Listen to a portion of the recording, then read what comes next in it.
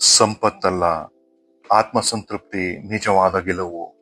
ನಾವು ಬದುಕಿನಲ್ಲಿ ಎಲ್ಲರೂ ಏನನ್ನಾದರೂ ಗೆಲ್ಲೋಕೆ ಓಡುತ್ತೇವೆ. ಹೆಚ್ಚು ಹಣ, ಹೆಚ್ಚು ಹೆಸರು, ಹೆಚ್ಚು ಸಾಧನೆ. ಆದರೆ ಒಂದು ದಿನ ಹಾಸಿಗೆ ಮೇಲೆ ಮಲಗಿದಾಗ ಮನಸ್ಸು ಕೇಳುವ ಒಂದೇ ಪ್ರಶ್ನೆ, ಇವೆಲ್ಲ ಇದ್ದರೂ ನಾನು ಹೃದಯದಿಂದ ಸಂತೋಷವಾಗಿದ್ದೀನ? ವಿಚಿತ್ರ ಅಲ್ಲವೇ?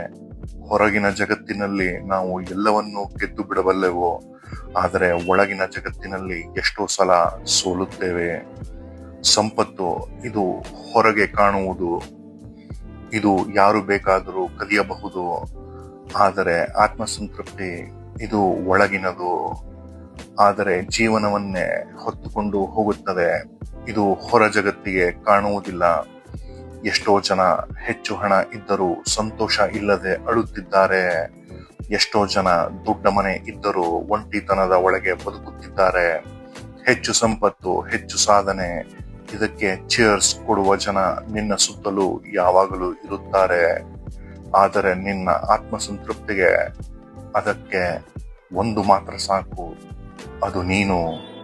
ಒಂದು ಕ್ಷಣ ನಿಲ್ಲು. ನೀನು ಮಾಡುತ್ತಾ ಇರುವ ಕೆಲಸ ನಿನ್ನನ್ನೇ ಹಾಳು ಮಾಡುತ್ತಿದೆಯಾ? ನೀನು ಓಡೋ ಓಟ ನಿನ್ನನ್ನೇ ಕಳೆದುಕೊಳ್ಳುವ ಓಟವಾಗಿದೆಯಾ? ಏಕೆಂದರೆ ಒಂದು ದಿನ ಜೀವನ ಕೇಳುತ್ತದೆ, ನೀನು ಜಗತ್ತನ್ನು ಗೆದ್ದೆಯಾ ಅಥವಾ ನಿನ್ನನ್ನು ಗೆದ್ದೆಯಾ? ಆತ್ಮಸಂತೃಪ್ತಿ ಎಂದರೆ ದೊಡ್ಡ ಸಾಧನೆ ಅಲ್ಲ, ಮತ್ತೊಬ್ಬರಿಗೆ ತೋರಿಸುವ ಜಯವಲ್ಲ. ರಾತ್ರಿ ಕಣ್ಣು ಮುಚ್ಚಿದಾಗ ಮನಸ್ಸು ಶಾಂತವಾಗಿರುವುದು, ಅದೇ ಜಯ, ಅದೇ ನಿಜವಾದ ಗೆಲುವು. ಅದು ನಿನಗೆ ಮಾತ್ರ ಸೇರಿದ ಸಂಪತ್ತು.